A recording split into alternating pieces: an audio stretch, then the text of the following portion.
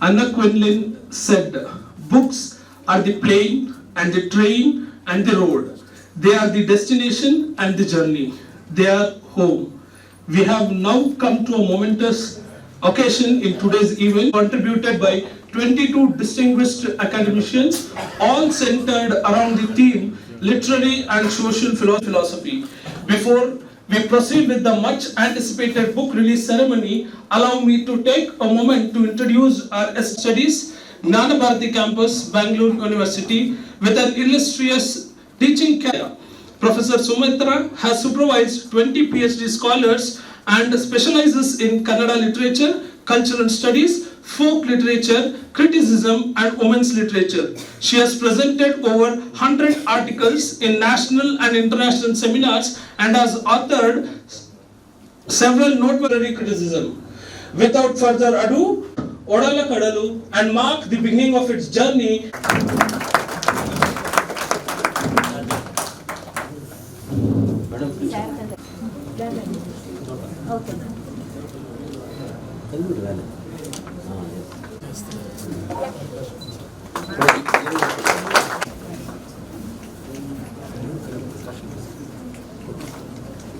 Basavaraj Kodagunti madam ready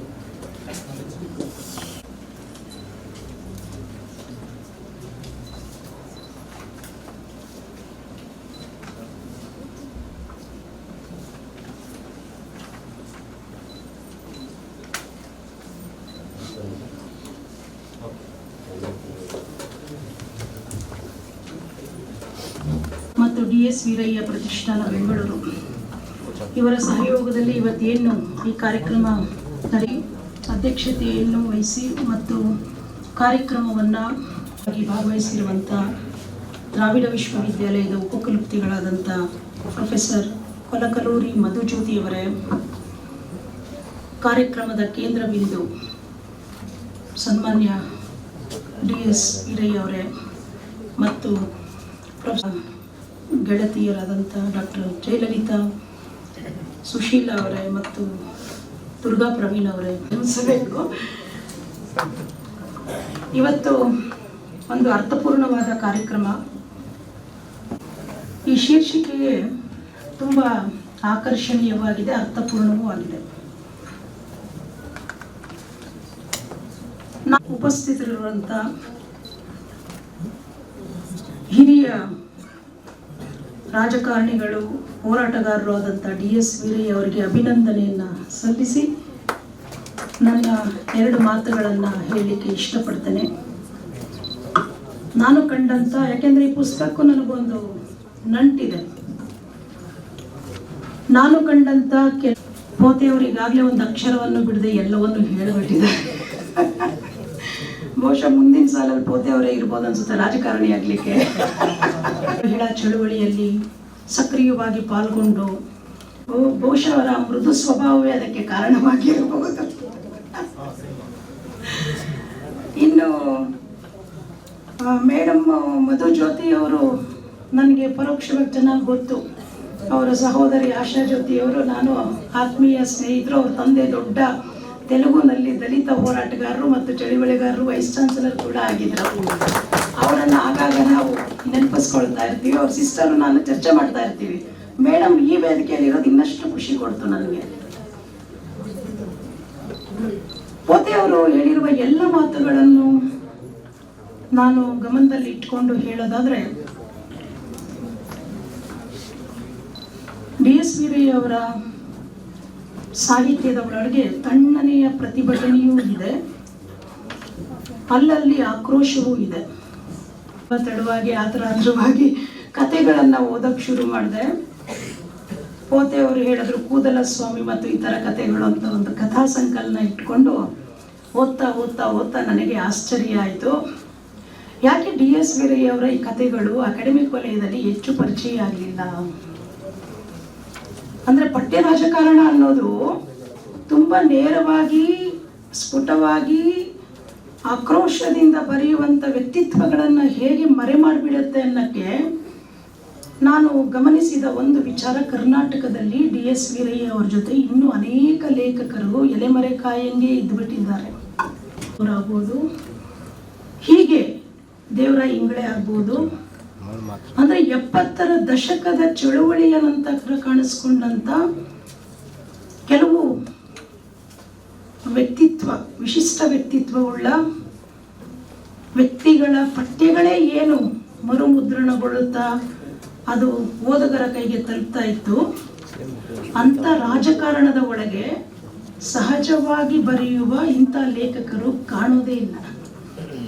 ನೋಡಿ, ಇಷ್ಟು ದಿನಗಳು ಬೇಕಾಗಿತ್ತು ಅವ್ರ ಬಗ್ಗೆ ಒಂದು ರಾಷ್ಟ್ರೀಯ ಮಟ್ಟದ ವಿಚಾರ ಸಂಕಿರಣವನ್ನು ಮಾಡಬೇಕಾದ್ರೆ. ಬೇರೆ ರಾಜ್ಯಕ್ಕೆ ಬಂದು ಅವ್ರು ಬರೆದಿರೋದೆಲ್ಲ ಕನ್ನಡದಲ್ಲಿ, ಆದರೆ ಶಾರದಾ ಮೇಡಮ್ ಬಹಳ ಗಟ್ಟಿಗರು, ತೆಲುಗು ಕನ್ನಡ ಹಿಡಿದು ಗಂಟಾಕ್ಬಿಡ್ತಾರೆ ಅವರು.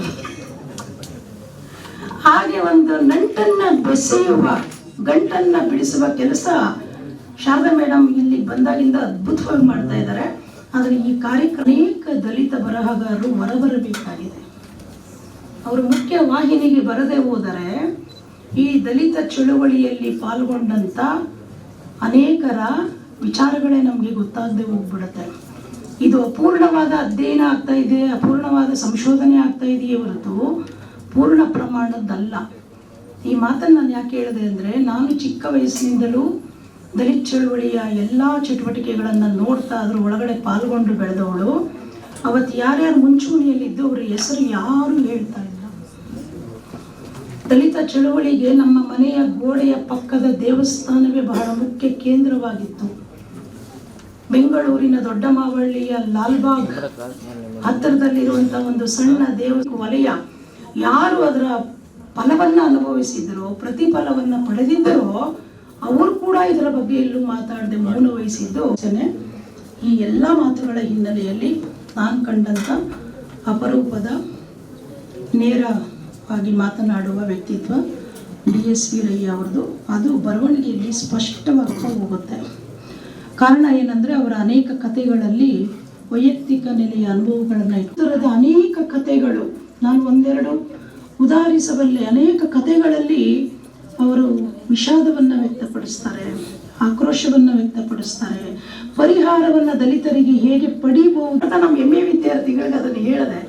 ಆ ಕಥೆ ಎಷ್ಟು ಚೆನ್ನಾಗಿದೆ ಅಂದರೆ, ಇವರು ಆಧುನಿಕ ಸಂವೇದನೆಗಳನ್ನು ಹೆಂಗೆ ಕಟ್ಕೊಳ್ತಾರೆ ಅನ್ನೋಕ್ಕೆ ಒಬ್ಬ ಹೆಣ್ಣುಮಗಳ ಮದುವೆ ಚಿತ್ರಣವನ್ನು ಸಂಪೂರ್ಣ ದಲಿತ ಸಮುದಾಯದಲ್ಲಿ ನಡೆಯುವ ಮದುವೆಯ ಶಾಸ್ತ್ರಗಳಿಂದ ಹಿಡಿದು ವಿವರಣೆ ಕೊಡ್ತಾರೆ. ಅವಾಗ ಅದು ನಾನು ಕಥೆ ಥರ ಕಾಣಲ್ಲ, ಒಂದು ಕಲ್ಚರಲ್ ಟೆಕ್ಸ್ಟ್ ಆಗಿ ಕಾಣುತ್ತೆ. ಆ ಥರದ ಘಟನೆಗಳನ್ನು ಅವರು ಇಡೀ ಕಥೆಗಳಲ್ಲಿ ತರ್ತಾರೆ. ಸಂಪೂರ್ಣ ನನಗೊಂದೊಂದ್ಸರಿ ಕನ್ಫ್ಯೂಷನ್ ಆಗುತ್ತೆ, ಇದು ಕಥೆನ ಕಲ್ಚರಲ್ ಪಾರ್ಟಾ ಅಂದರೆ ನಿಜವಾದ ಕಥೆ ಆಗಿರೋದ್ರಿಂದ ಅಲ್ಲಿ ಸಾಂಸ್ಕೃತಿಕ ದಾಖಲೆಗಳನ್ನು ಅವರು ತರ್ತಾರೆ. ಹಾಗೆ ಅಲ್ಲೂ ಕಾಣುವ ಒಬ್ಬ ಹೆಣ್ಣು ಮಗಳ ಮದುವೆಯ ಸಂಗತಿಯನ್ನು ಹೇಳುತ್ತಾ, ಆ ಹೆಣ್ಣು ಮಗಳು ಆಧುನಿಕ ಕಾಲದ ಧ್ವನಿಯನ್ನು ಏನು ತೆಗಿತಾಳೆ ಅಂದರೆ, ವರದಕ್ಷಿಣೆಯ ಕಾರಣದಿಂದ ಸ್ಕೂಟರ್ ಕೊಡಲ್ಲ ಅಂತೇಳಿ ಮದುವೆ ನಿಂತೋಗುವಂಥ ಸಂದರ್ಭದಲ್ಲಿ ಇವರೆಲ್ಲ ಸೇರಿ ಕೊನೆಗೆ ಆ ಗಂಡನ್ನು ಹೊಸಲಾಯಿಸಿ ಒಪ್ಪಿಸ್ತಾರೆ. ಇವಳು ಎಲ್ಲ ಚರ್ಚೆ ಕೇಳಿರ್ತಾಳೆ, ಅವಳಿಗೆ ಬೇಸರ ಆಗಿರುತ್ತೆ, ಬರ್ತಾಳೆ ಮಂಟಪಕ್ಕೆ.